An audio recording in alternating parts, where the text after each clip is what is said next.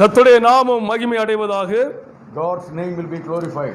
ஆண்டவராய் இயேசு கிறிஸ்துவின் பரிசுத்த நாமத்திலே உங்களை வாழ்த்துகிறேன், ஆசீர்வதிக்கிறேன். In the name of the Lord I bless you. சர்வ வல்லமையுள்ள தேவன் உங்களோடு பேசுகிற நேரம். Today the Lord is speaking to you. உங்கள் இருதயத்தையும் உங்கள் செவிகளையும் தேவனுடைய வார்த்தையிலே பதித்து வையுங்கள். Be very careful in listening. கர்த்தர் நிச்சயமாக உங்களை ஆசீர்வதிப்பார். Today God will bless you abundantly. இந்த நாளில் தேவன் தரக்கூடிய வார்த்தையை கொண்டு உங்களை அவர் வாளாக்காமல் தலையாக்குவார். Through His word of God He will make you great. இந்த நாளில் தேவன் விதைக்கிற இந்த வார்த்தைகள் உங்களை சபையில தூண்களாய் மாற்றும். This word of God will make you very very great. இந்த நாளில் தேவன் உங்கள் இருதயத்திலே விதைக்கிற ஒவ்வொரு வார்த்தைகளும் மணவளனாய் இயேசு கிறிஸ்துவுக்கு ஏற்ற மணவாட்டிகளாக உங்களை ஆசீர்வதிக்கும். This word of God will change you to be ready. இந்த நாளிலே தேவனுடைய வார்த்தையுடைய தலைப்பு என்னவென்று சொன்னால், The name of the title is நான் உங்களை தேற்றுவேன். I will comfort you. எல்லாரும் சொல்லாம, நான் உங்களை தேற்றுவேன். அல்லேலூயா. எல்லாரும் சொல்லுங்க, என்னை தேற்றுகிற தேவனுக்கு ஸ்தோத்திரம், என்னை தேற்றுகிற தேவனுக்கு மகிமை உண்டாவதாக. ஏசாயா 66ஆம் அதிகாரம் 13வது வசனத்தை வாசிக்கலாம். Isaiah 66:13. ஒருவனை அவனுடைய தாய் தேற்றுவது போல் உங்களை தேற்றுவேன். நீங்கள் எருசலேமிலே தேற்றப்படுவீர்கள். As one whom his mother comforts, so I will comfort you, and you will be comforted in Jerusalem. ஆண்டவருடைய வார்த்தை சொல்லுகிறது, ஒருவனை அவன் தாய் எப்படி தேற்றுவாளோ அப்படி நான் உங்களை தேற்றுவேன். ஆனால் உங்களை நான் எங்கே வைத்து தேற்றுவேன் என்று சொன்னால், எருசலேமிலே நீங்கள் தேற்றப்படுவீர்கள். Dear beloved, the word of God says, the mother will comfort. As the mother comfort, I will comfort you. Where? In the church. அல்லேலூயா. ஒருவனை அவருடைய தாய் தேற்றுவதை போல அவர் தேற்றுவார் என்று நாம் வாசித்து முடித்து விடுகிறோம். ஆனால் அந்த வசனம் எப்படி முடிகிறது என்று சொன்னால், நீங்கள் எருசலேமிலே தேற்றப்படுவீர்கள். Dear beloved, you will be comforted inside the church where you are. நீங்கள் சொல்லுங்க எல்லாரும், நீங்கள் எருசலேமிலே தேற்றப்படுவீர்கள். பக்கத்தில் உள்ள ஆளை பார்த்து சொல்லுங்க, நீங்கள் எருசலேமிலே தேற்றப்படுவீர்கள். அல்லேலூயா. எருசலேம் என்று சொன்னால் தேவனுடைய சபையை குறிக்கிறது. Dear beloved, here Jerusalem means the church where you are. ஆண்டவர் ஒரு மனிதனை சபைக்குள்ளே கொண்டு வந்துதான் தேற்றுகிறவராக இருக்கிறார். Dear beloved, God is blessing you, bringing you inside the church. கவலையோடு துக்கத்தோடு இருக்கிற ஜனங்களை சபைக்குள்ள கொண்டு வந்துதான் கர்த்தர் அவர்கள் துக்கங்களை சந்தோஷமாக மாற்றுகிறார். Dear beloved, all the people who are suffering, when they come inside, they are blessed. எத்தனையோ ஜனங்கள் இன்றைக்கும் தங்கள் ஜெபங்களிலே தேவனுக்கு நன்றி சொல்லுகிறார்கள். எப்படி என்று சொன்னால், இப்படி ஒரு சபையை எனக்கு தந்ததற்காக உமக்கு கோடாகோடி ஸ்தோத்திரம் என்று சொல்லி. I know many people are thanking the Lord for having brought us inside the church. நம்முடைய தேவன் சபைக்குள்ளே இருந்து பேசுகிற தேவனாய் இருக்கிறார். Our Lord who speaks inside the church. நம்முடைய தேவன் சபைக்குள்ளே இருந்து ஜனங்களை விசாரிக்கிற தேவனாய் இருக்கிறார். Our Lord who is caring the people, those who are inside the church. நம்முடைய தேவன் சபைக்குள்ளே இருந்து ஜனங்களை குணமாக்குகிற தேவனாய் இருக்கிறார். Our Lord who is healing the people who are inside the church. நம்முடைய தேவன் சபைக்குள்ளே இருந்து ஜனங்களை ஆசீர்வதிக்கிற தேவனாய் இருக்கிறார். The Lord who is blessing from the church. நம்முடைய தேவன் சபைக்குள்ளே இருந்து ஜனங்களை ரட்சிக்கிற தேவனாய் இருக்கிறார்.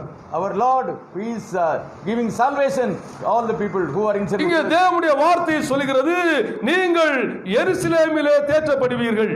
Here the word of God says, you will be comforted. எருசலேம் என்று சொல்வது தேவனுடைய சபையை குறிக்கிறது. Jerusalem means church. அப்படி என்று சொன்னால் சபைக்குள்ளே வரக்கூடிய ஜனங்களை, எருசலேமாகிய சபைக்குள்ளே வரக்கூடிய ஜனங்களை, சபையாகிய எருசலேமுக்குள்ளே வரக்கூடிய ஜனங்களை தேவன் ஒரு தாயை போல தேற்றுகிறவர். Dear beloved, our Lord, just like a mother, He will comfort you. சில நபர்கள் சொல்லுவார்கள் என்னுடைய தாய் சபை அங்கே இருக்கிறது என்று சொல்லி. I have seen many people, some people says, my mother church is there. ஏனென்று சொன்னால் நான் அந்த சபையில போய் தான் இயேசுவை ஏற்றுக்கொண்டேன். Because there only we have seen the Lord. அந்த சபையில போய் தான் நான் ஞானஸ்நானம் எடுத்தேன். There only got baptized. அந்த சபையில போய் தான் இயேசுவை நான் அறிய வேண்டிய பிரகாரம் அறிந்து கொண்டேன். There only he came to know Jesus. ஆகவே அது என்னுடைய தாய் சபை என்று சொல்வார். That is why they say. அல்லேலூயா. ஆக தேவன் தாயை போல இருந்து சபையில இருந்து நம்மை தேற்றுகிறவராக இருக்கிறார். So dear beloved, our Lord comforts us like a mother. நான் மறுபடியும் சொல்கிறேன். I am repeating once again. எருசலேம் என்றால் அது சபையை குறிக்கிறது. Jerusalem means church only. ஆதியாகமம் 7ஆம் அதிகாரம் 16வது வசனம். Genesis chapter 7:16.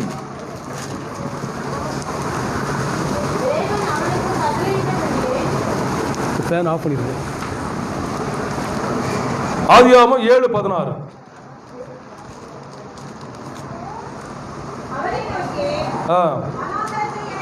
ஆதியாகமம் 7:16. ஏன் திணறீங்க? தேவன் அவருக்கு கட்டளையிட்டபடியே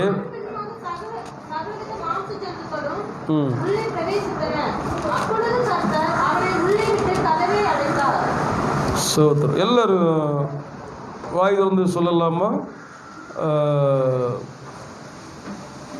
அப்பொழுது கர்த்தர் அவனை உள்ளே விட்டு கதவை அடைத்தார். And those that entered, male and female of all flesh, went in as God had commanded him, and the Lord shut him in. 8ஆம் அதிகாரம் அதிலே 16வது வசனம் வாசிங்கள். ஆதியாகமம் 8:16.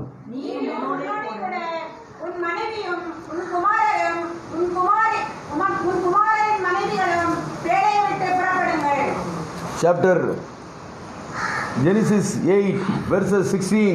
Go out from the ark, you and your wife and your sons and your sons' wives with you. நோவுடைய பேழை அது சபையை குறிக்கிறது. The ark of Noah looks like is compared with the church. அந்த பேழையை கர்த்தர் பூட்டினார். Lord closed the ark. அந்த பேழையின் கதவை கர்த்தர் பூட்டினார். Lord closed the door of the. தேவன் பேழையை விட்டு புறப்படுங்கள் என்று கட்டளை கொடுத்த போதுதான் பேழையினுடைய கதவு திறக்கப்பட்டது நோவாவுக்கு. When the Lord commanded, things happened. அப்படி என்று சொன்னால் அந்த கதவை பூட்டுகிற அதிகாரமும் அந்த பேழையின் கதவை திறக்கிற அதிகாரமும் தேவனுடைய கரத்திலே இருந்தது. Dear beloved, our Lord has a right to shut and open the door. Hallelujah. சபையினுடைய கதவை திறக்கிறதும் கர்த்தர் தான், சபையுடைய கதவை பூட்டுகிறதும் கர்த்தர் தான். Dear beloved, the Lord only opens the church and closes the church. Hallelujah. அப்ப சபையினுடைய முழு அதிகாரமும் தேவனுடைய கரத்திலே இருக்கிறது. Dear beloved, Lord only ruling the church. சபைக்குள்ளே மிகப்பெரிய பாதுகாப்பை தேவன் வைத்திருக்கிறார்.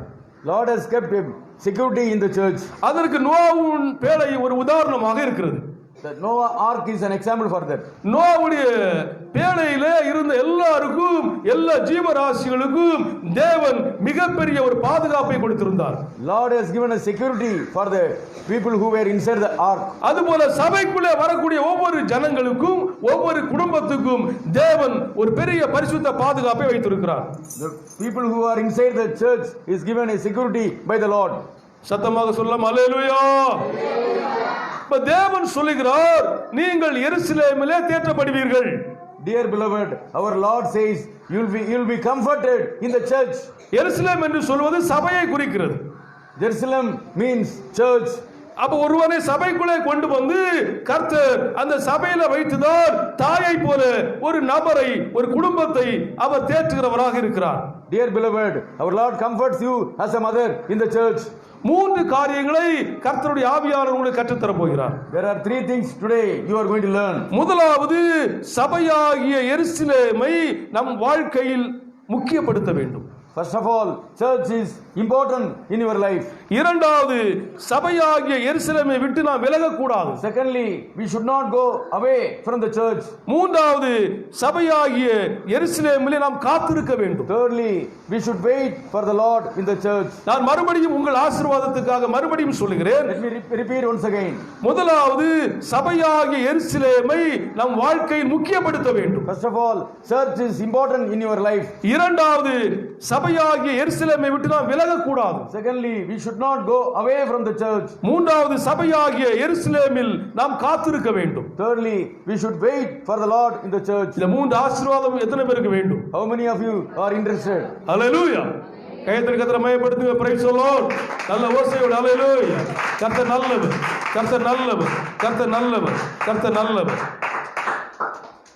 சபையாகிய எருசலேமை நம்முடைய வாழ்க்கையில் நாம் முக்கியப்படுத்த வேண்டும். Dear beloved, we should give importance for the church. யார் யாரெல்லாம் தன்னுடைய வாழ்க்கையில சபையை முக்கியப்படுத்துகிறார்களோ அவர்களை எல்லாம் தேவன் தாயை போல தேற்றுகிறவராக இருக்கிறார். Those who are giving importance for the life, the church, they will be comforted by the Lord. சங்கீதம் 137 எடுத்துக்கொள்ளுங்கள். Psalm 137. அதுல 5வது வசனம் 6வது வசனம் 5 வாசிக்கலாம். and 6. சங்கீதம் 137 5 6.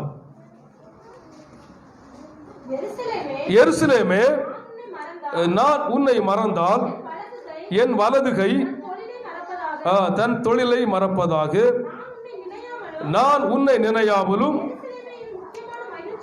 எருசலேமை என் முக்கியமான மகிழ்ச்சியிலும் அதிகமாக எண்ணாமலும் போனால் என் நாவு என் மேல் வாயோடு ஒட்டி கொள்வதாக.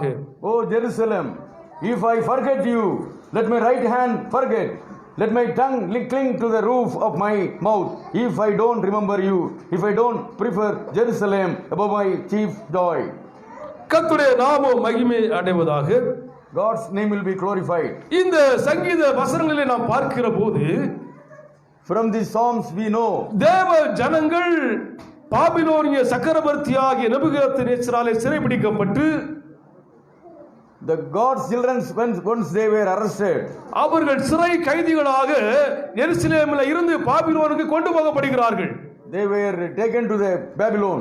சிறைபிடிக்கப்பட்ட ஜனங்கள் பாபிலோனின் ஆறுகள் அருகே உட்கார்ந்து அவர்கள் புலம்புகிற வார்த்தை தான் இந்த சங்கீதம். when they were arrested, they were mourning. அவர்கள் எருசலேமை நினைத்து சொல்லுகிறார்கள், நான் உன்னை நினையாமலும் எருசலேமை என் முக்கியமான மகிழ்ச்சியிலும் அதிகமாக எண்ணாமலும் போனால் என் நாவு என் மேல் வாயோடு ஒட்டி கொள்வதாக. If I don't remember you, if I don't prefer Jerusalem above my chief joy, let my tongue cling to the roof of my mouth. அப்படி என்று சொன்னால், நாவு மேல் வாயோடு ஒட்டி கொள்ளும் என்று சொன்னால் கதை முடிந்தது, வாழ்க்கை முடிந்தது என்று தான் அர்த்தம். That means, my beloved, it is finished. ஆக எருசலேமை என்னுடைய வாழ்க்கையில நான் முக்கியப்படுத்தாமல் இருந்தால் நான் வாழ்ந்து பிரயோஜனமே இல்லை. If you don't give importance for the church, there is no meaning in life. சிறையிருப்பின் ஜனங்கள் எருசலேமை முக்கியப்படுத்தும்படியாக இந்த வசனத்தை சொல்லுகிறதை நாம் காண்கிறோம். Here we see they gave importance for the church. ஆக நம்முடைய வாழ்க்கையில எருசலேமை முக்கியப்படுத்த வேண்டும். Dear beloved, we should give importance for the church. இந்த சிறையிருப்பின் ஜனங்கள் என்ன கஷ்டம் இருந்தாலும் அவர்கள் எல்லா மகிழ்ச்சியை விட எருசலேமை மிக முக்கியப்படுத்தியதை இந்த வசனத்தில் பார்க்கிறோம். We see that they gave importance for the church. உங்க வாழ்க்கையில ஒருவேளை எப்படிப்பட்ட எந்த விதமான ஒரு சிறையிருப்பு இருந்தாலும், whatever situation you may be, எந்த ஒரு சிறையிருப்புக்குள்ளே நீங்கள் இருந்தாலும், you may be in different situations, அந்த சிறையிருப்பின் மத்தியிலும், even though in that situation, அந்த சிறையிருப்பின் மத்தியிலும் சபையாகிய எருசலேமை நீங்கள் முக்கியப்படுத்த வேண்டும். you should give priority to the church. Hallelujah, praise the Lord.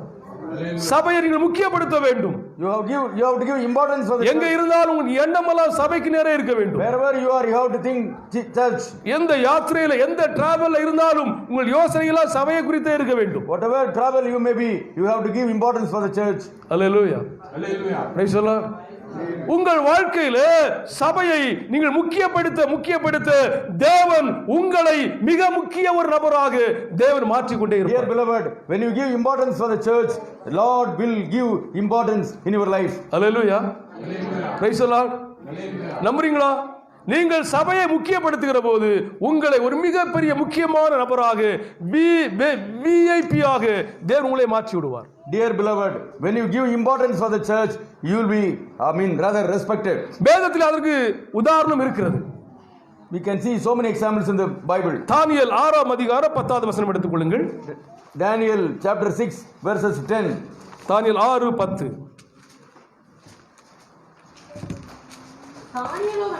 தானியேலோவென்றால் அந்த பத்திரத்துக்கு கையெழுத்து வைக்கப்பட்டது என்று அறிந்த போதிலும் தன் வீட்டுக்குள்ளே போய் தன் மேல் அறையில எருசலேமுக்கு நேராக பல கனிகள் திறந்திருக்க அங்கே தான் முன் செய்து வந்தபடியே தினம் 3 வேளையும் தன் தேவனுக்கு முன்பாக முழங்கார்படியிட்டு ஜெபம் பண்ணி ஸ்தோத்திரம் செலுத்தினான். When Daniel knew that the document had been signed, he went to his house where he had windows in his upper chamber open toward Jerusalem. He got down on his knees 3 times a day and prayed and gave thanks before his God. Babylon தேசத்திலே சிறையிருப்பிலே இந்த தானியேல் இருந்தாலும் அங்கே இருந்து கூட எருசலேமை முக்கியப்படுத்தியதை இந்த வசனத்திலே பார்க்கிறோம். Here we see how Daniel gave importance for Jerusalem. 30 நாளளவும் ராஜாவை தவிர வேறு யாரையும் நோக்கி விண்ணப்பம் பண்ண கூடாது என்கிற ராஜ கட்டளை இருந்த போதும் கூட, though there was a government rule, இந்த தானியேல் தான் முன் செய்து வந்தபடியே மேல் வீட்டு அறையிலே ஏறி அவன் எருசலேமுக்கு நேராக முழங்கால் படியிட்டு ஜெபம் பண்ணதாக வேதத்திலே பார்க்கிறோம். Daniel was doing prayer as he was doing prayer previously. ஜெபம் பண்ணும்போது கூட தன் முகத்தை எருசலேம் இருக்கிற திசைக்கு நேராக அதில் திருப்பி ஜெபித்த ஒரு மனிதன் தானியேல். Daniel was only looking church for the prayer. ஆகவேதான் கர்த்தர் தானியேலை பாபிலோன் தேசத்திலே உயர்த்தினார். God blessed him. தானியேலுக்கு முன்பாக இருந்த சிங்கங்கள் வாய்கள் கட்டப்பட்டது. He was even saved before the lions. உங்களுடைய வாழ்க்கையிலும் சபையை நீங்கள் முக்கியப்படுத்தினால் உங்களுக்கு எதிராக இருக்கக்கூடிய எல்லா எதிராளியின் வாய்களும் கட்டப்படும். Dear beloved, if you give importance for the church, you will be blessed by the Lord. நீங்கள் உங்கள் வாழ்க்கையில சபையை முக்கியப்படுத்தினால் உங்கள் வாழ்க்கையில தேவன் உங்களை உயர்த்துவது நிச்சயம். If you give importance for the church, God will give you importance in your life. காரணம் என்னவென்றால் இது ஒரு மனுஷனுடைய சபை அல்ல. This is not belonging to a human being. இது தேவனுடைய சபை. It belongs to the Lord. மத்தேயு 16ஆம் அதிகாரத்திலே 18வது வசனம் வாசியுங்கள்.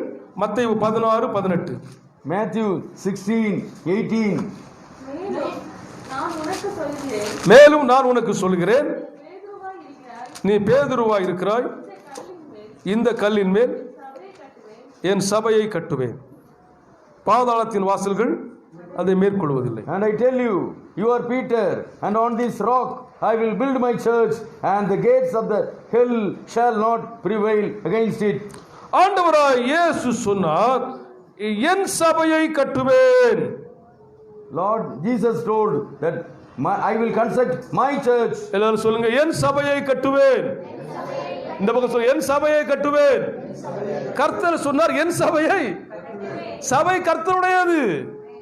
Dear beloved, church belongs to the Lord. Hallelujah.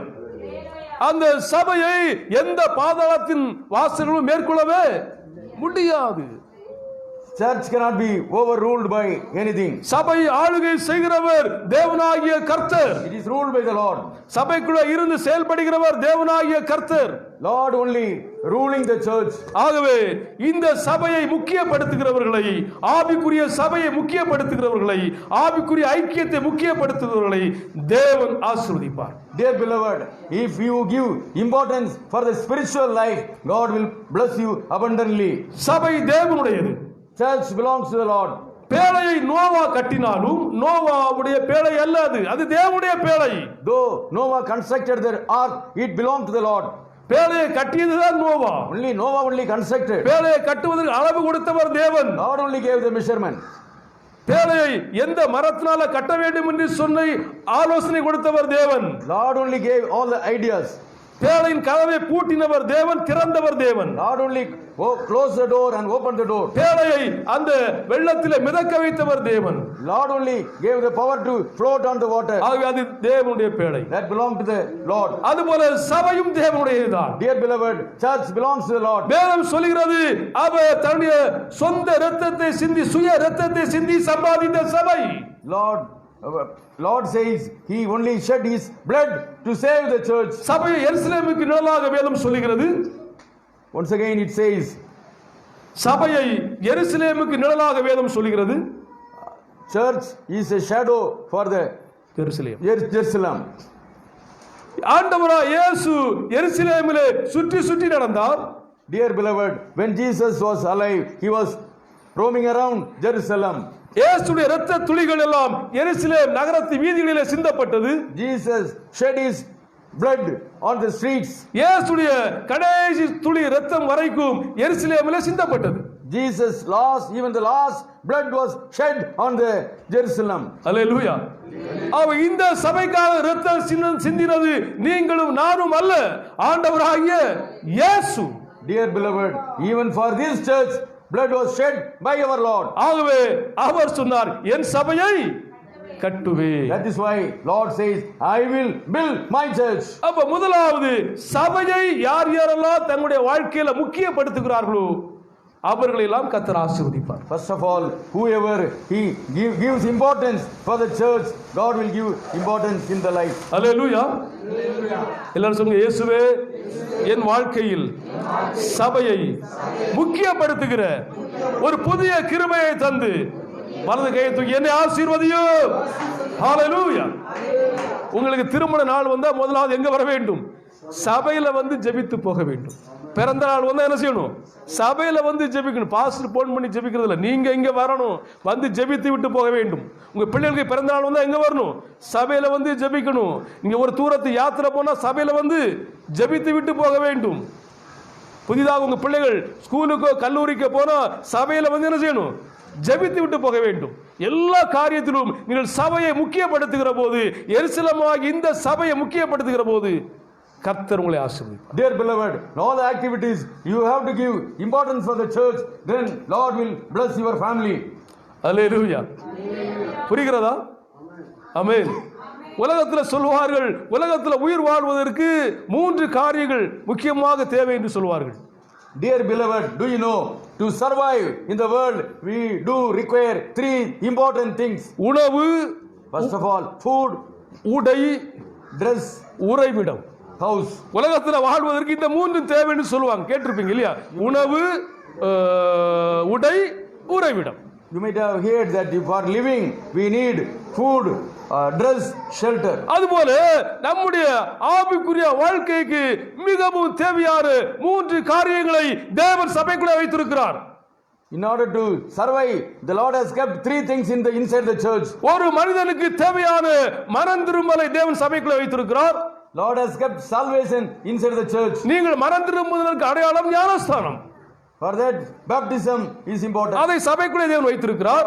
Lord has kept inside. இரண்டாவது, நாம் தேவனை போல அவரை போல மாறுவதற்கு நமக்கு தேவையான இந்த பரிசுத்த ஆராதனையை தேவன் சபைக்குள்ளே வைத்திருக்கிறார். Lord has given you holy worship inside the church. மூன்றாவது, நாம் நித்தியத்துக்கு போவதற்கு நம்மை வழிநடத்தக்கூடிய திருவிருந்து பந்தியை தேவன் சபைக்குள்ளே வைத்திருக்கிறார். Lord has given you last supper in the church. வேதம் சொல்லுகிறது, என் மாம்சத்தை புசித்து என் இரத்தத்தை பானம் பண்ணினவனுக்கு நித்திய ஜீவன் உண்டு. Lord has commanded that his Passover will be taking you to heaven. ஆகவே உலகத்தில் உயிர் வாழ்வதற்கு உணவும் உடையும் உறைவிடமும் எப்படி தேவையோ, to survive in the world, how food, shelter and dress important. அதுபோல உங்களுடைய ஆவிக்குரிய வாழ்க்கைக்கு தேவையான ஞானஸ்தானமும் திருவிருந்தும் ஒரு நல்ல ஆவிக்குரிய ஆராதனையும் சபைக்குள்ளே இருக்கிறது. Dear beloved, you have baptism, salvation and beautiful worship all you have in the church. உலகத்தின் எந்த பகுதியிலே இருந்து இந்த செய்தியை கேட்கிற எந்த ஒரு நபராக இருந்தாலும் நீங்கள் ஏதாவது ஒரு சபையில போய் இந்த மூன்று காரியங்களை பெற்றுக்கொள்ளுங்கள். கர்த்தர் உங்களை ஆசீர்வதிப்பார். You may be listening from any part of the country, but you have to be a member of any one of the churches nearby. Hallelujah. சத்தமா சொல்லுவோம். Hallelujah. Praise the Lord. சில நபர்கள் சொல்லுவதை நான் கேட்டிருக்கிறேன். I have listened some people say like this. நான் மரித்தாலும் என் சரீரத்தை சபையில தான் அடக்கம் செய்ய வேண்டும். Even if I die, it should be buried in the church. ஏனென்று சொன்னால் ஒரு சரீரத்தை சபை அடக்கம் செய்கிற போது இயேசு வரும்போது இந்த சரீரம் எழும்பி இயேசுவை சந்திக்கும் என்கிற விசுவாசத்தோடு விதைக்கிறார்கள். With the faith they are saying like that. Hallelujah. ஒரு ஆமென் சொல்லலாம். ஆமென். Praise the Lord. Hallelujah. ஆகவே உங்களுடைய வாழ்க்கையிலே நீங்கள் எருசலேம் ஆகிய சபையை முதலாவது முக்கியப்படுத்த வேண்டும். Dear beloved, you have to give importance for the church. நீங்கள் உங்கள் வாழ்க்கையிலே சபையாகிய எருசலேமை முக்கியப்படுத்த வேண்டும். You have to give importance for the church. அப்பொழுது நீங்கள் எருசலேமிலே தேற்றப்படுவீர்கள் என்று சொன்ன தேவன் then you will be comforted.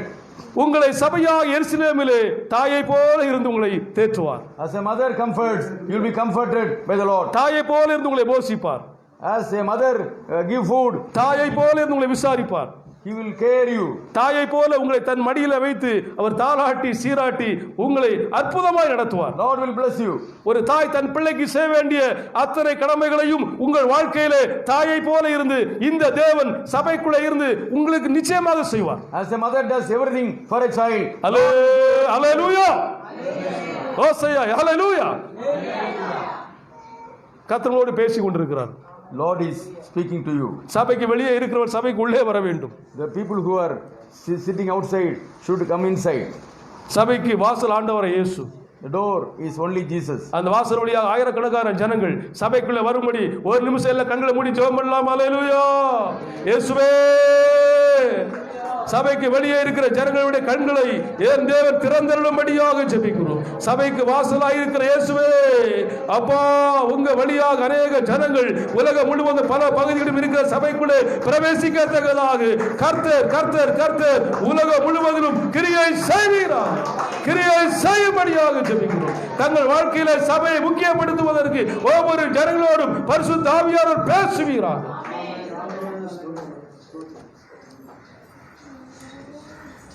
ஆலயத்துக்கு புறமே இருக்கிற ஜனங்கள் சபைக்குள்ளே பலிபீடத்துக்கு பக்கத்தில் கடந்து வருவதற்கு கர்த்தர் உதவி செய்வாராக. Let us pray that the Lord brings the people who are sitting outside. இரண்டாவது, சபையை விட்டு விலகவே கூடாது. Dear beloved, secondly, we should not go away from the church. பக்கத்தில் சொல்லுங்க, உங்க அருகில் இருக்க ஆளை பார்த்து, சபையை விட்டு விலகவே கூடாது. Don't go away from the church. ஹல்லேலூயா. எந்த சூழ்நிலையிலும் நீங்கள் சபையை விட்டு என்ன செய்ய கூடாது? விலகவே கூடாது. Whatever the situation may be, you should not leave the church. சபைக்குள்ளே வருவதற்கு ஒரே ஒரு வாசல். There is only one door to get inside. சபைக்குள்ள வருவதற்கு எத்தனை வாசல்?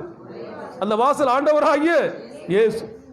The door is only our beloved Lord Jesus only. ஆனால் நீங்கள் சபையை விட்டு வெளியே ஓடுவதற்கு ஆயிரக்கணக்கான வாசல். Through thousands of ways you can go out. ஒவ்வொரு வாசலும் பிசாசு. It is only Satan only. ஒவ்வொரு வாசல் எது? சாத்தான். ஹல்லேலூயா.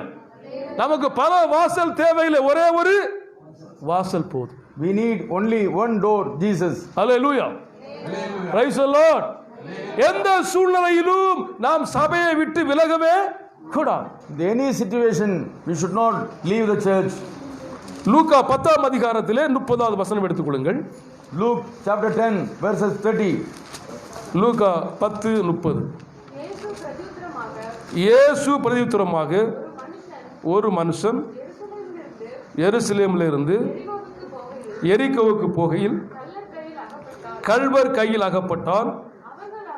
அவர்கள் அவன் வஸ்திரங்களை உரிந்து கொண்டு அவனை காயப்படுத்தி குற்றுயிராக விட்டு போனார்கள். Jesus replied, A man was going down from Jerusalem to Jericho, and he encountered robbers who stripped him of his clothes, beat him, and went their way, leaving him half dead. இந்த வார்த்தை மிக தெளிவாக சொல்லுகிறது.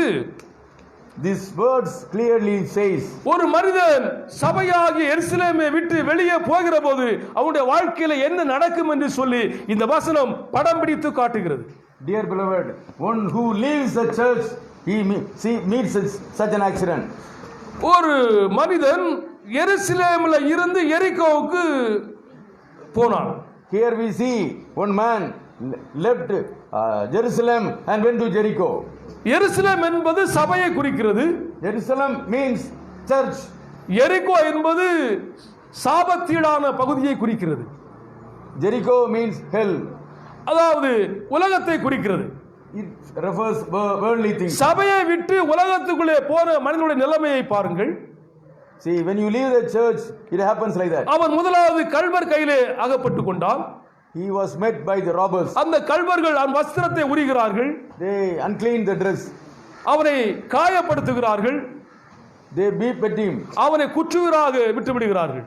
They gave a lot of punishment. அல்லேலூயா. எருசலேமை விட்டு இவன் போயிருக்கவே கூடாது. He should not have left. அது பரிசுத்தமான நகரம். It is a holy place. தேவன் வாசம் செய்கிற இடம். Lord is living there. இயேசு இரத்தம் சிந்தப்பட்ட இடம். It is bloodshed. அதை விட்டு உலகத்துக்குள்ளே போனபடியினால் கள்வர் கையிலே அகப்பட்டு விட்டான். Since he left Jerusalem, கள்வர் என்று சொல்வது பிசாசை குறிக்கிறது. only Satan only. சாத்தானுடைய கையிலே அகப்பட்டு விட்டான். He was caught by the. அவன் ரட்சிப்பின் வஸ்திரத்தை உரிந்து எடுத்து விடுவான். He will leave this, take the salvation. காரணம் இல்லாத காயங்களை நம்முடைய வாழ்க்கையிலே கொண்டு வருவான். He will give a lot of. நம்மை குற்றுயிராக விட்டு வேடிக்கை பார்ப்பான். He will be watching and making fun of us. அல்லேலூயா. நம்முடைய வாழ்க்கையிலே சபையை விட்டு நாம் விலகி போகிற போது, சபையை விட்டு நாம் கொஞ்சம் தூரமாய் போகிற போது இப்படியாக நம்முடைய வாழ்க்கை பரிதாபமாக மாறிவிடும். Dear beloved, when we leave the church, we will be meeting all such sufferings.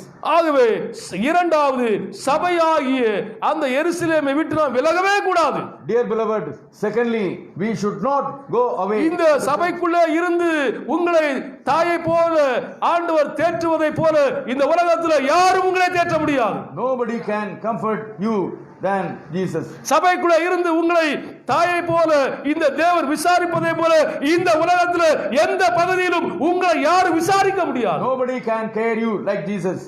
சபைக்குள்ள இருந்து ஒரு தாயை போல உங்களை விசாரித்து குணமாக்குகிற இந்த தேவனை போல இந்த பூமியில உங்களை யாரும் குணமாக்க முடியாது. Nobody can heal you like Jesus. ஆகவே சபைக்குள்ளே இருக்க நீங்கள் பழகிக் கொள்ளுங்கள். Dear beloved, remain inside the church. Hallelujah. Praise the Lord. Amen. கர்த்தர் நல்லவர். காலையில் அதிகாலை தூங்கி எழும்பின உடனே முதலாவது உங்க ஞாபகத்தில் வர வேண்டியது நீங்கள் ரட்சிக்கப்பட்ட சபையை குறித்த எண்ணம். Dear beloved, in the morning you think about the church. இரவு தூங்குவதற்கு முன்பாக உங்களுடைய நினைவில வர வேண்டிய கடைசி காரியம் உங்கள் சபையை குறித்த எண்ணம். Dear beloved, when you go to bed, think about the church. கர்த்தர் உங்களை ஆசீர்வதிப்பார். God will bless you. Hallelujah. Hallelujah. Hallelujah. Praise the Lord. Morning நீங்க எழும்புன first thing church. Last thing before sleep church. நீங்கள் தேவ ஜனமே அதிகாலையில் எழும்புகின்ற போதும் சரி அல்லது இரவு நீங்கள் தூங்க செல்லுகின்ற போதும் சரி சபையை நினைத்துக் கொள்ளுங்கள். கர்த்தர் உங்களை ஆசீர்வதிப்பார். God will bless you. ரூத்துடைய புத்தகத்திலே முதலாம் அதிகாரத்திலே வாசிக்க வேண்டாம். ரூத் புத்தகத்திலே முதலாம் அதிகாரம் முதல் 5 வசனங்களை வாசிக்கிற போது ஒரு குடும்பம் யூதேயாவிலே இருந்து மோவாபுக்கு சென்றது. In the book of Ruth we see a family went to Moab. யூதேயாவுடைய தலைநகரம் தான் எருசலேம். Jerusalem was the capital. அப்ப யூதேயாவிலே இருந்து இவர்கள் ஒரு பஞ்சத்தின் நிமித்தமாக மோவாபுக்கு சென்று விட்டார்கள். During a great famine they left the country. ஒரு சின்ன பஞ்சம் யூதேயாவிலே. It was a famine time. அதை சகித்துக் கொள்ள மனதில்லாமல் இந்த யூதேயாவை விட்டு தேவனுடைய அந்த தேசத்தை விட்டு தேவனுக்கு பிரியமில்லாத மோவாப் என்கிற தேசத்துக்கு அப்பத்தை தேடி போய்விட்டார்கள். They could not manage that famine, so they left. 10 வருஷத்துல நடந்த காரியங்கள் என்ன தெரியுமா? Within 10 years, what happened? Do you know? அங்க ஒரு அருமையான சகோதரியை குறித்து பார்க்கிறோம். Here we see அந்த சகோதரியுடைய பேர் வந்து நகோமி. her name is Naomi. அவள் போகும்போது தன் கணவன் எல்கனாவோடு When he left with his ரெண்டு தன்னுடைய ஆண் பிள்ளைகள் மக்லோன் கிலியோனோடு கடந்து சென்றாள். with her 2 sons. அந்த மோவாபில இருந்த 10 வருஷத்திலே தன் கணவன் எலிமெலேக்கை இழந்து தன்னுடைய பிள்ளைகள் மக்லோன் கிலியோனை இழந்து தனியாய் அவள் மாறிவிட்டாள். During the 10 years period, husband died and the 2 sons died. He became alone. அவள் நிலைமை ரொம்ப பரிதாபம். He was in a pitiable condition. அல்லேலூயா. புரிகிறதா? அவர் நம்முடைய வாழ்க்கையில எந்த சூழ்நிலையிலும் நாம் தேவனுடைய சபையை விட்டு தேவனுடைய அந்த எருசலேமாகிய சபையை விட்டு கொஞ்சம் கூட டிஸ்டன்ஸ்ல போகவே கூடாது. Dear beloved, we should give importance for the church. கர்த்தருடைய நாமம் மகிமை அடைவதாக. God's name will be glorified. Praise the Lord. உற்சாகமா சொல்லுங்க அல்லேலூயா. உங்களை ஆசீர்வதிப்பதற்கு ஒரு தேவன் சபைக்குள்ளே உலாவிக் கொண்டிருக்கிறார். Dear beloved, there is a Lord. He is ready to bless you in such உங்களை உயர்த்துவதற்கு ஒரு தேவன் சபைக்குள்ளே எழுந்தருளி இருக்கிறார். He is ready to lift you up. அல்லேலூயா. இங்க இருக்கிற இந்த தேவனை போல உலகத்துல எங்கேயும் உங்களை யாரும் விசாரித்து நடத்தவே முடியாது. Dear beloved, nobody can care you like our Jesus. ஆமென். முதலாவது உங்க வாழ்க்கையில சபையை முக்கியப்படுத்த வேண்டும். First of all, you should give importance for the church. இரண்டாவது சபையை விட்டு விலக கூடாது. Secondly, we should not go away. அப்படி என்று சொன்னால் நீங்கள் எருசலேமிலே தேற்றப்படுவீர்கள் என்று சொன்ன தேவன் சபையாக எருசலேமிலே உங்களை வைத்து தாயை போல உங்களை தேற்றுவார். When that is the case, Lord will comfort you as a mother comforts a child. விசுவாசிக்கிறீங்க? ஆமென் சொல்லுங்க. ஆமென். மூன்றாவது சபையாகிய எருசலேமிலே நீங்கள் காத்திருக்க வேண்டும். Thirdly, we should wait for the Lord in the church. சபைக்குள்ளே காத்திருக்க வேண்டும். We should wait. நான் சொந்தமாக எதுவும் பேசவில்லை. I am not talking from my own. வேத வசனத்தின்படி பரிசுத்த ஆவியானுடைய பலத்திலே பேசிக் கொண்டிருக்கிறேன். I am talking from the Bible. சபையாகிய எருசலேமுக்குள்ளே நீங்கள் காத்திருக்க வேண்டும். You should wait in the church. உயிர்த்த இயேசு சீசர்களுக்கு கட்டளையாக சொன்னார். Lord Jesus told. அப்போஸ்தலர் 1ஆம் அதிகாரம் 5வது வசனம். The Acts of the Apostles, chapter 1, verses 5. அப்போஸ்தலர் 1:5. ஆகையால் நீங்கள் எருசலேமை விட்டு போகாமல் என்னிடத்தில் கேள்விப்பட்டு பிதாவின் வாக்குத்தத்தம் நிறைவேற காத்திருங்கள் என்று கட்டளையிட்டார். For John baptized with water. அப்போஸ்தலர் 1:5. அப்போ ஆண்டவராகிய இயேசு உயிர்த்த பிறகு சீசர்களுக்கு கட்டளையாக சொன்னார், நீங்கள் எருசலேமை விட்டு என்ன செய்யக்கூடாது, வெளியே போகவே கூடாது. என்ன செய்ய வேண்டும்? எருசலேமில் காத்திருக்க வேண்டும். Jesus ordered all the apostles to remain in the church in the Jerusalem. தேவப்பிள்ளையே, நீ சபைக்குள்ளே வந்து சபையிலே காத்திருக்க வேண்டும். Dear beloved, you have to wait in the church. சபைக்குள்ளே வந்து காத்திருக்கிற போது கர்த்தர் உங்களை பலப்படுத்துவார். When you are remaining in the church, கர்த்தர் உங்களை வல்லமைப்படுத்துவார். God will give you strength. கர்த்தர் உங்களை எழுப்பி பிரகாசிக்க பண்ணுவார். God will bless you. ஆண்டவர் சொன்ன அந்த வசனத்தின்படி அப்போஸ்தலர்கள் எருசலேமிலே காத்திருந்தார்கள். According to the Jesus order, the apostles were waiting in the Jerusalem. 2ஆம் அதிகாரத்திலே முதல் 4 வசனங்கள் படிக்கிற போது பரிசுத்த ஆவியானவர் பிளவுண்ட நாக்கு வடிவமாக அவர்கள் மேல வந்து இறங்கினபடினாலே ஒரு பெரிய எழுப்புதல் உண்டாயிற்று. Chapter 2 we see that the Holy Spirit blessed them. Hallelujah. அப்போ 3ஆம் அதிகாரத்திலே பார்க்கிறோம், பேதுருவும் யோவானும் தேவாலயத்துக்கு போன போது பிறவி சப்பாடி துள்ளி குதித்து எழுந்து நடந்தான். We see in the chapter 3 there was miracle happening. இந்த எழுப்புதல் எப்படி வந்தது சொன்னால் அவர்கள் சபைக்குள்ளே வந்து காத்திருந்தபடினாலே எருசலேமிலே காத்திருந்தபடினாலே இந்த எழுப்புதல் வந்தது. Dear beloved, they were remaining in there, that is why the miracle happened. ஏசாயா 40ஆம் அதிகாரம் 31வது வசனம் வாசிங்கள். ஏசாயா 40:31. ஏசாயா 40:31. கர்த்தருக்கு காத்திருக்கிறவர்களோ புது பலன் அடைந்து கழுகுகளைப் போல சேட்டுகளை அடித்து எழும்புவார்கள். போதும். ஏசாயா 40:31. But they who wait for the Lord shall renew their strength. They shall mount up with wings like eagles. They shall run and not be weary. They shall walk and not faint. கர்த்தருக்கு காத்திருக்கிறவர்கள் கழுகு போல என்ன செய்வார்கள்? புது பலன் அடைந்து சேற்றில் அடித்து என்ன செய்வார்களாம்? எழும்புவார்களாம். They shall mount up with wings like eagles. சபையாகிய எருசலேமுக்குள்ளே வந்து சபையிலே வந்து காத்திருக்கிற ஜனங்கள் அவர்கள் கழுகு போல என்ன செய்வார்கள்? எழும்புவார்கள். Dear beloved, those who are remaining in the church, சபைக்குள்ளே காத்திருக்கிற ஜனங்களுக்கு தேவன் ஒரு எழுப்புதலை வைத்திருக்கிறார். சபைக்குள்ள காத்திருக்கிற ஜனங்களோடு கூட சேர்ந்து தேவன் செயல்படுகிறவராக இருக்கிறார். Dear beloved, if you are remaining in the church, Lord will act with you. சபைக்குள்ளே காத்திருக்கிற ஜனங்களை உலகத்தின் பல பகுதிகளுக்கும் தேவன் கொண்டு சென்று பயன்படுத்துவதற்கு அவர் உண்மை உள்ளவராக இருக்கிறார். Dear beloved, when you remain in the church, Lord will use you.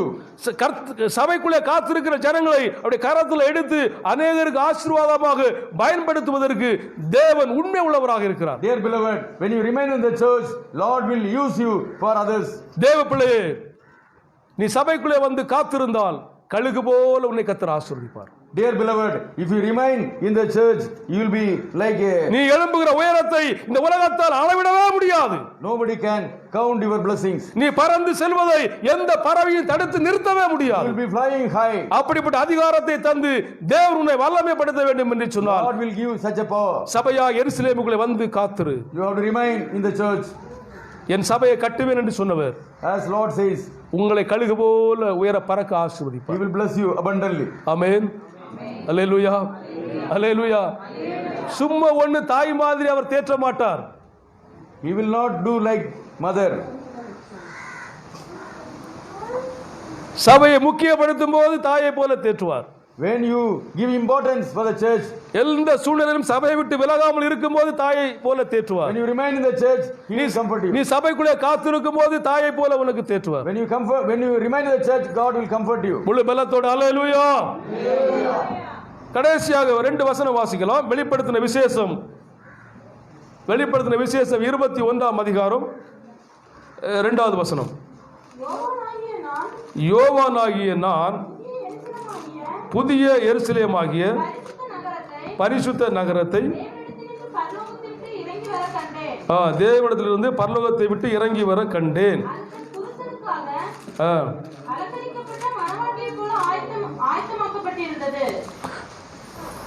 Revelation chapter 21 verses 2, and I saw the holy city, New Jerusalem, coming down out of the heaven from God, prepared as a bride adorned for her husband. ஒரு அல்லேலூயா சொல்லும். அல்லேலூயா. பரலோகத்திலே இருந்து ஒரு நகரம் கீழே இறங்கி வருகிறது. From heaven a city is coming down. அந்த நகரத்துக்கு வேதம் ஒரு பெயர் கொடுக்கிறது, புதிய எருசலேம். Bible gives a name, New Jerusalem. அதை பார்க்கிற போது மணவாளனுக்காக தன்னை ஆயத்தப்படுத்தின ஒரு மணவாட்டியை போல அந்த நகரம் இருக்கிறது. This was ready. அது இன்னும் நன்றாக சொல்ல வேண்டும் என்று சொன்னால் அது மணவாளனுக்காக தன்னை ஆயத்தப்படுத்தின ஒரு மணவாட்டி சபையாக இருக்கிறது. It was well prepared for the church. அப்படிப்பட்ட அந்த புதிய எருசலேமாகிய அந்த சபையாகிய அந்த புதிய எருசலேமாகிய நகரம் மேலே இருந்து கீழே இறங்கி வருகிறது. This new city is coming down. 24வது வசனம் வாசிங்கள். Verses 24. ரட்சிக்கப்படுகிற ஜனங்கள் அதன் வெளிச்சத்திலே நடப்பார்கள். பூமியின் ராஜாக்கள் தங்கள் மகிமையையும் கனத்தையும் அதற்குள்ளே கொண்டு வருவார்கள். By its light will the nations walk, and the kings of the earth will bring their glory into it. முத்துக்களால் அஸ்திபாரம் போடப்பட்ட அந்த புதிய எருசலேமாகிய மணவாளனுக்காய் தன்னை அலங்கரிக்கப்பட்ட மணவாட்டியை போல இருக்கிற அந்த அருமையான சபையாகிய அந்த எருசலேமுக்குள்ளே ரட்சிக்கப்பட்டவர்கள் பிரவேசிப்பார்கள். Dear beloved, all the people, saved people will be inside the church. பசும் பொன்னால தங்கத்தால நடப்பதற்கு தளம் போடப்பட்டிருக்கிற தரை போடப்பட்டிருக்கிற அந்த புதிய எருசலேமாகிய அந்த மணவாட்டியை போல இருக்கிற சபையாகிய அந்த சபைக்குள்ளே ரட்சிக்கப்பட்ட ஜனங்கள் தான் உள் பிரவேசிப்பார்கள். There you see all the saved people will be there. 27வது வசனம் வாசிங்கள். Verses 27. தீட்டுள்ளதும் அருவருப்பையும் பொய்யையும் நடப்பிக்கிறதுமாகிய ஒன்றும் அதில் பிரவேசிப்பதில்லை. ஆட்டுக்குட்டியானவரின் ஜீவ புஸ்தகத்தில் எழுதப்பட்டவர்கள் மாத்திரம் அதில் பிரவேசிப்பார். அல்லேலூயா. But nothing unclean will ever enter it, nor anyone who does what is detestable or false, but only those who are written in the Lamb's book of life. சபைக்குள்ளே சரியாக வந்து ஞானஸ்தானம் எடுத்து ரட்சிக்கப்பட்டு திருவிருந்து எடுத்து சத்தியத்தில் சரியாக இருந்து ஜீவ புஸ்தகத்தில் பேர் எழுதப்பட்ட ஜனங்கள் மட்டும்தான் அந்த அருமையான புதிய எருசலேமாகிய அந்த நகரத்துக்குள்ளே பிரவேசிப்பார்கள். Dear beloved, those who follow the word of God and their names in the book of life will be entering inside the city. அப்ப இந்த உலகத்திலே இந்த சபையாகிய இந்த எருசலேமுக்குள்ளே சரியாய் காத்திருக்கிற ஜனம், சத்தியத்தின்படி வசனத்தின்படி சரியாய் காத்திருக்கிற ஜனம் மட்டும்தான் அந்த பரலோகத்தை விட்டு இறங்கி வருகிற அந்த அருமையான தேவனுடைய நகரமாகிய அந்த எருசலேமுக்குள்ளே பிரவேசிக்க முடியும். Dear beloved, those who are following the word of God and those who are remaining in the church will be ready for the city. பரிசுத்த ஆவியானவர் சொல்கிறார், Holy Spirit is telling, அந்த புதிய எருசலேமும் இந்த சபையாக எருசலேமும் நடுவானத்தில் சந்திக்கிற நாள் நெருங்கி கொண்டிருக்கிறது. The day is coming nearer. உங்களுக்கு விசுவாசம் இருந்தால் ஒரு அலையை சொல்லாமா? அல்லேலூயா. தேவனுடைய நகரமாகிய எருசலேம் பரலோகத்தை விட்டு இறங்கி வருகிறது. அந்த சபையும் இந்த பூமியில எருசலேமாக இருக்கிற இந்த சபையும் மத்திய ஆகாயத்தில் சந்திக்கிற நாள் நெருங்கி கொண்டிருக்கிறது. Dear beloved, the day is coming very soon. சபையிலே சரியாய் காத்திருக்கிறவர்கள், those who are remaining in the church, சபையை விட்டு விலகாதவர்கள், those who are remaining in the church, தங்கள் வாழ்க்கையிலே சபையை முக்கியப்படுத்துகிறவர்கள், those who are giving importance for இந்த எருசலேமாகிய சபையும் அந்த தேவனுடைய நகரமாகிய அந்த எருசலேமா புதிய எருசலேமாகிய சபையும் ஒன்றை ஒன்று சந்திக்கிற போது இங்கே இருந்து அங்கே பிரவேசிப்பார்கள். When the day comes, they will be entering into the city. Hallelujah. ஆமென். ஆமென். உபத்திர காலத்துக்கு முன்பாக தேவன் சபையை சந்திப்பார். The Lord will meet the church. உபத்திர காலத்திலே நீங்கள் இந்த சபையில் இருக்க வேண்டும் என்று சொல்லி விரும்பவே கூடாது. Don't like to be inside the church. உபத்திர காலத்துக்கு முன்பாக நீங்கள் இந்த சபையில இருந்து அந்த புதிய எருசலேமாகிய அந்த சபைக்குள்ளே பிரவேசிக்க வேண்டும். Dear beloved, you should enter into the new city. கர்த்தர் உங்கள் வாஞ்சை அப்படி மாற்றுவாராக. God will make you. Hallelujah. Praise the Lord. Amen. ஒரு தாயை போல தேவன் உங்களை தேற்ற வேண்டும் என்று சொன்னால் அவர் கொடுக்கிற கண்டிஷன், நீங்கள் எருசலேமிலே தேற்றப்படுவீர்கள். Dear beloved, as a mother comforts a child, God will comfort you. எங்கேயோ ஒரு இடத்துல உங்களை அவர் தாயை போல தேற்ற மாட்டார். It may not be happening in some other place. அங்கே எங்கே இருக்கிற ஜனங்கள் தாயின் மடியாகிய அந்த இயேசுடைய அந்த மடியில வர வேண்டும். Dear beloved, they should come inside the church. அவர் இரத்தம் சிந்தி சம்பாதித்த சபைக்குள்ளே வர வேண்டும். They should come inside the church. என் சபையை நான் கட்டுவேன் என்று சொன்ன அந்த சபைக்குள்ளே வர வேண்டும். They should come inside the church. Hallelujah.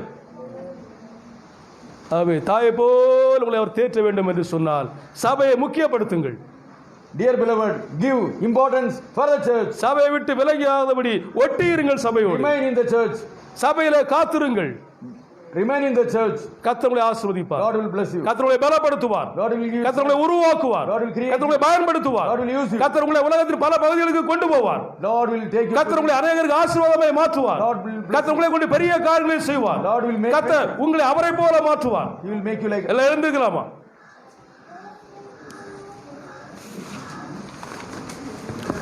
பின்னால இருக்கிறவங்க தயவு செய்து முன்னால வந்துருங்க.